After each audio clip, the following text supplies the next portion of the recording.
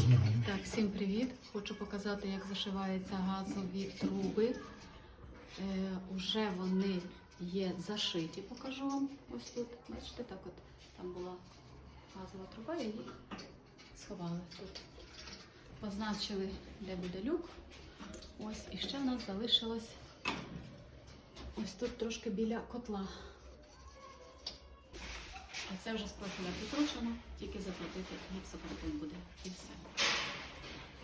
Це прикручування гіпсокартону.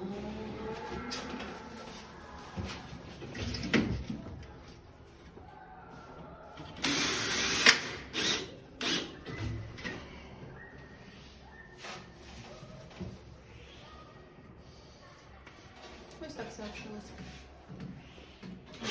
Газові труби. Все